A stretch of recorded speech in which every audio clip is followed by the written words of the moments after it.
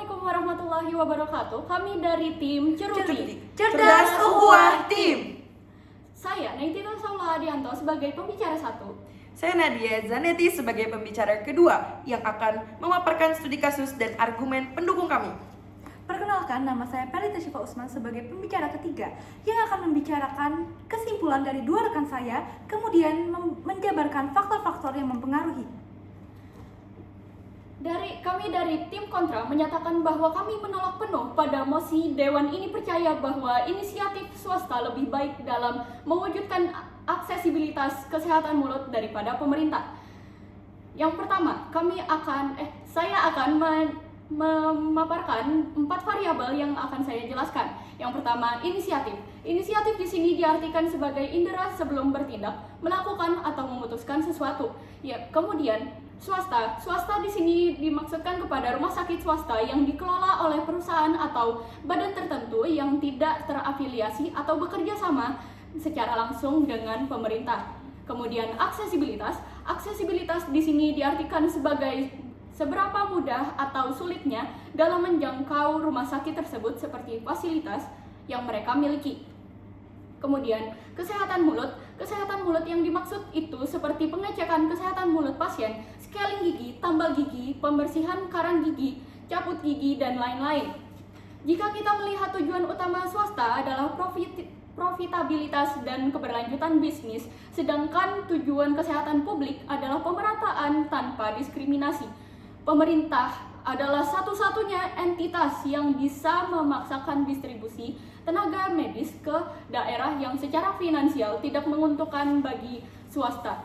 Kemudian masuk ke poin argumen yang pertama. Pernyataan mengenai bahwa inisiatif swasta lebih baik dalam mewujudkan aksesibilitas kesehatan mulut daripada pemerintah itu sangatlah tidak benar, karena di luar sana terdapat rumah sakit yang dikelola secara langsung oleh pemerintah juga memiliki peluang dalam mewujudkan aksesibilitas kesehatan mulut daripada pemerintah. Kemudian, adanya masyarakat kelas menengah ke bawah hingga kelas ke bawah lainnya, serta masyarakat yang minim atau sulit dalam mengakses kesehatan mulut karena adanya rumah sakit swasta yang cenderung memiliki biaya yang relatif sangat tinggi, sehingga sulit bagi mereka dalam merawat kesehatan mulut mereka. Dan apabila hal tersebut terus-menerus terjadi, maka pada kelompok masyarakat tersebut akan secara perlahan kehilangan kesadaran untuk merawat kesehatan mulut mereka sendiri. Dan selanjutnya akan dilanjutkan oleh rekan saya yang akan menjabarkan mengenai penjelasan studi kasus lebih lanjut. Baik, langsung saja. Inisiatif swasta belum banyak membantu dalam pelayanan masyarakat dikarenakan jangkauan atau aksesibilitas yang kurang dalam pelayanan untuk masyarakat menengah ke bawah. Selain itu juga dikarenakan tidak ada fasilitas yang menjangkau pada berbagai kelas ekonomi. Maka dari itu, rumah sakit pemerintah yang memiliki layanan aksesibilitas lebih inisiatif dalam membantu masyarakat untuk mewujudkan kesehatan mulut. Selain itu juga, inisiatif swasta cenderung berfokus pada inovasi high-end seperti implan gigi, estetika untuk pasar menengah ke atas. Sementara di sisi lain pemerintah melakukan standarisasi pelayanan melalui puskesmas. Pemerintah melakukan standarisasi layanan karena untuk mencukupi layanan aksesibilitas inisiatif untuk masyarakat yang lebih umum dan lebih luas agar lebih mudah dijangkau oleh masyarakat tertentu. Berdasarkan pada contoh nyata di Kalimantan Selatan, ada rumah sakit swasta yang layanan aksesibilitasnya serta fasilitasnya kurang menjangkau untuk masyarakat tertentu, yang mana artinya pemerataan fasilitas atau layanan tersebut sangatlah tidak merata ke seluruh masyarakat di wilayah tersebut. Pada sisi lain, di bagian inisiatif pemerintah pada kesehatan mulut bisa lebih terjangkau dikarenakan adanya kerjasama pada pelayanan tertentu, adanya kerjasama pada perusahaan tertentu. Maka dari itu, justru banyak masyarakat yang terbantu dalam pelayanan yang diberikan oleh pemerintah tersebut.